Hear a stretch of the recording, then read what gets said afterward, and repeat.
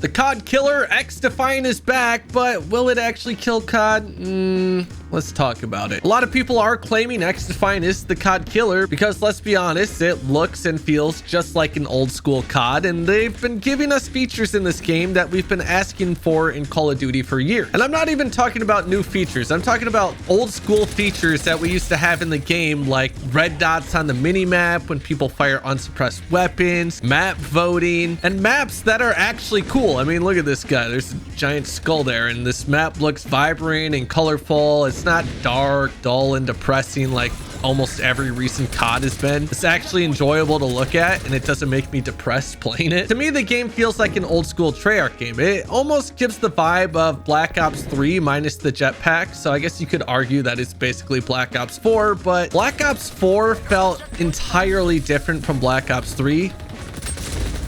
This M4 is incredible.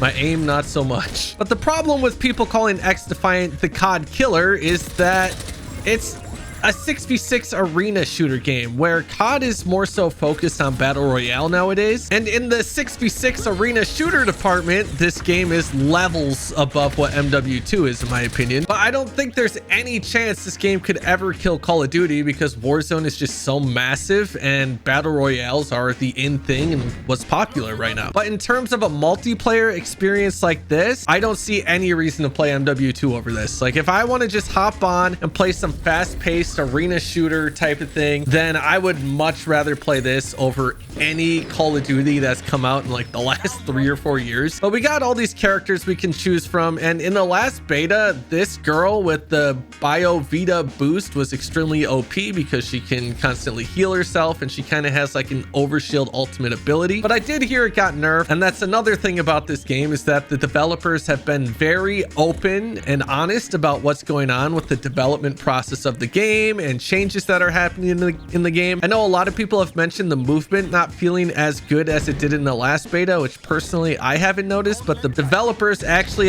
acknowledged it and looked into it, even though they did say they didn't change anything about the movement. So maybe it has something to do with servers or something like that. But did that guy have some sort of spawn protection, or was hit detection just that bad right there? But that is something I've noticed in this game, is that the hit detection feels absolutely atrocious. Now, maybe that is just me missing my shots. That could very realistically be the case. I'm getting absolutely destroyed, and every time you spawn in, the FPS seems to drop and it feels very stuttery. But then after that initial spawn in period, the FPS seems to stabilize. But even though it says I'm getting 300 FPS here, the game doesn't feel fully smooth to me. It almost feels like there's like micro stutters or something. It just doesn't feel completely smooth. Maybe that could be something with mouse and keyboard input being funky or wonky or whatever. But this game mode we're playing here is basically Payload, if you've ever played Overwatch, or Safeguard from Black Ops 3, where one team has to push this little robot here to the end of the map, and the other team has to stop it. And in my opinion, it's the best mode in the game. It's much better than Safeguard was in Black Ops 3, in my opinion, because Safeguard, it was just on the normal 6v6 map, so you didn't have to take the robot too far to get across the map. But there's actually maps specifically designed for this game mode, so it just makes it so much better. Wow, why was that guy teabagging like that? One of my favorite parts about this game is the create a class system. It looks like your typical CoD create a class system, right? But if you click on the attachments and then go down here to detailed stats, you can see all these extremely in-depth detailed stats about each attachment for your gun, which makes it a lot easier to build your loadouts exactly how you want them to be built. And the best part about it is there's no tuning for each attachment, which in my opinion, tuning in the newest CoD is just, it's dumb. I get that they want more customization, but in my opinion, it's kind of annoying to have to go through and tune each individual attachment. Another huge thing is that there's map voting in the game, and if we're getting a fresh lobby, you will see that here. And I also noticed they said, let's talk about hit registration. We've made some improvements, but really want to hear how we're doing. So they're aware of the hit registration issue, and it looks like they're trying to make it better. But yeah, here's the map voting here. We just played Zoo, so let's try Meltdown. I'll still never understand why they took map voting out of Call of Duty. But there's also going to be 14 maps on launch, which is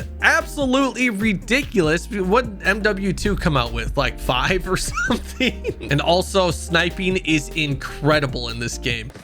Revenge kill, a professional courtesy. Yeah, sniping is super satisfying.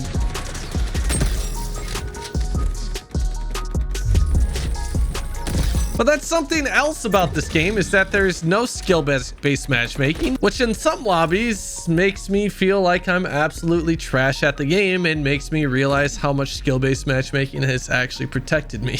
But in other lobbies, it makes me feel like I'm a god. And honestly, I feel like that's how it should be.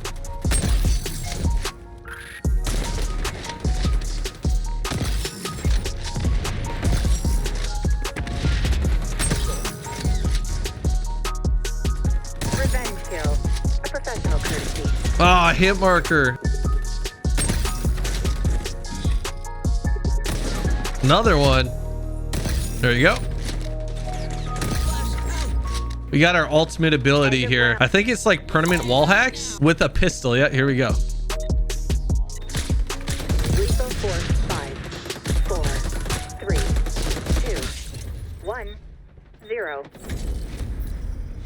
There was a little like circle thing above it I was trying to use to aim. Was that not what I'm supposed to use to aim? Something feels off at the mouse input. It almost feels like there's some sort of delay, or it feels floaty. But guys, the big question is, how strong is aim assist? Let's find out. And I know there's a lot of people out there who are saying, well, if you enjoy this game so much and you think it's better than Call of Duty, then why don't you switch to it? Why don't you only make content on this game instead of Call of Duty? And well, to those people, I say it's only a 6v6 multiplayer game. And the problem with those is they just kind of get stale and boring to me pretty quick. I'm kind of just addicted to battle royales at this point, and that's really all I want to play. This game is more so an alternative to Call of Duty multiplayer. Like when I just want to hop on and just shoot some people, this is what I'm gonna play instead of Call of Duty.